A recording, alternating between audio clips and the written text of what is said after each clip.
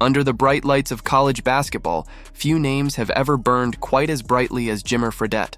To fans of Brigham Young University, he wasn't just a scorer, he was a phenomenon. He could bury defenders with a crossover, drain, a three from the parking lot, or carry his team in ways that seemed superhuman. For a brief moment, it looked like the sport had found its next revolutionary shooter, the next Steph Curry. Even NBA superstars like Kevin Durant praised him, and President Barack Obama went on record calling him the best scorer in the country. Yet, despite all the promise, despite the hype and the mania that spread across arenas every time he touched the ball, Fredette's NBA career collapsed in stunning fashion. 4 years after being drafted 10th overall, he was gone. How does someone with that much talent, that much momentum, disappear so quickly? Was it ego? A refusal to adapt? Or was Jimmer Fredette simply never built for the NBA in the first place? To answer that, you have to go back, not to his days at BYU, but to the small town of Glens Falls, New York in the 1990s, where the youngest Fredette brother first started dreaming about the NBA. James Taft Fredette was the baby of the family, but from the moment his mother nicknamed him Jimmer, his path was already unusual. His oldest brother, TJ, had once dreamed of the NBA himself, but when that dream fell apart, he poured everything into his youngest sibling. When Jimmer was just 7 years old, TJ had him sign a makeshift contract promising to do whatever it took to make it to the league. That was more than just symbolism. It became a way of life. TJ didn't just push his brother to practice.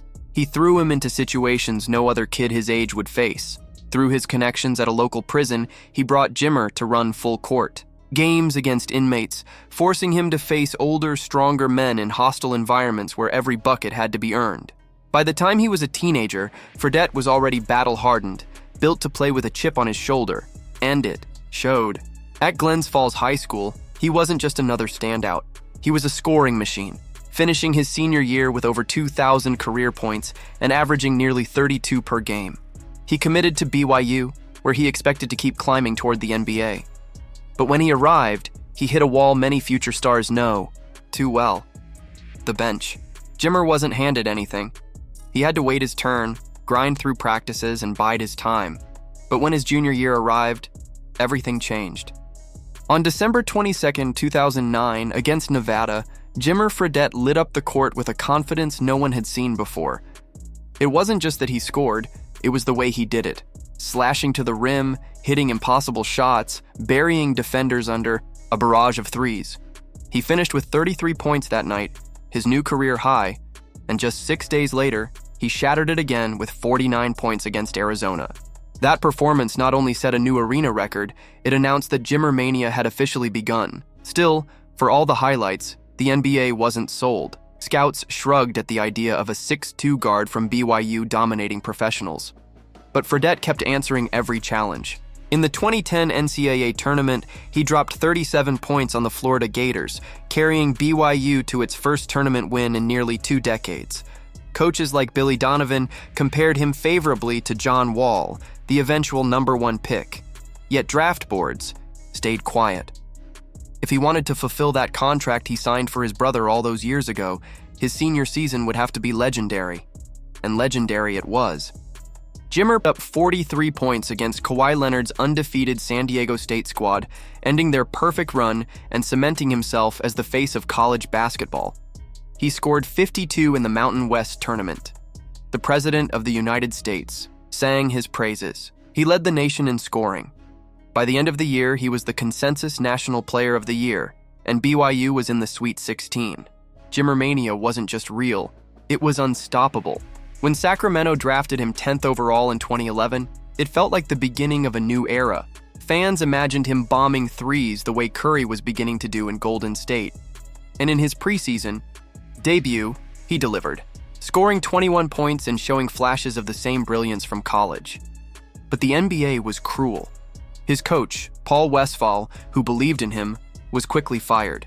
His minutes shrank. Sacramento already had Tyreke Evans, a former Rookie of the Year, and Isaiah Thomas, a point guard drafted 50 spots lower who was beginning to shine. Suddenly, Fredette wasn't the star. He was just another name fighting for scraps of playing time. And here's where everything unraveled. In those early years, Jimmer faced a choice that has defined countless NBA careers: adapt or Fade. He could have followed the model of J.J. Redick, another college superstar who reinvented himself into a role player, a deadly off-ball shooter who carved out a 15-year NBA career. But Jimmer refused. He wanted to be the guy, the same alpha, scorer he had been at BYU. His ego wouldn't let him accept a role that didn't revolve around him. The NBA exposed him.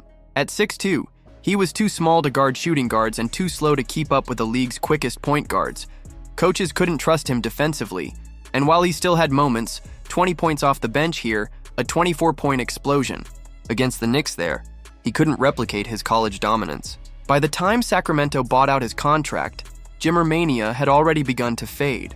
From there, his career spiraled through short stints with Chicago, New Orleans, San Antonio, and the Knicks.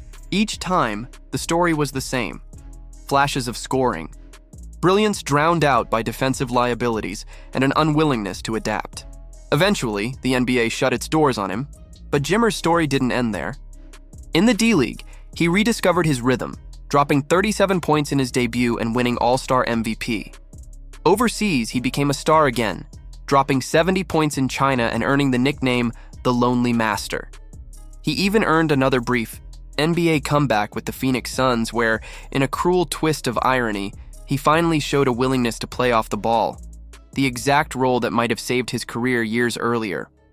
His journey took him to Greece, then to the international stage, where he became a leader in 3x3 basketball and eventually retired in 2025 as the managing director of Team USA's 3x3 program.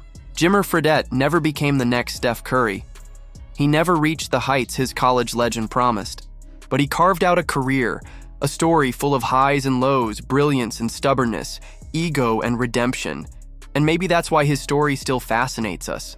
Because it isn't just about basketball, it's about choices, about how talent alone isn't enough, about how the unwillingness to adapt can kill even the brightest star. Jimmer mania may have burned out in the NBA, but its glow lingers, a reminder of how quickly greatness can slip away when the game demands more than you're willing to give. So now the question is yours. If Jimmer Fredette had embraced the path of a role player like J.J. Redick, could he still be in the league today? Or was he always destined to shine brightest on smaller stages, away from the unforgiving spotlight of the NBA? Let me know your thoughts down below. And if you enjoyed this deep dive into one of basketball's most fascinating what-ifs, make sure to like the video, subscribe for more stories like this, and join the conversation.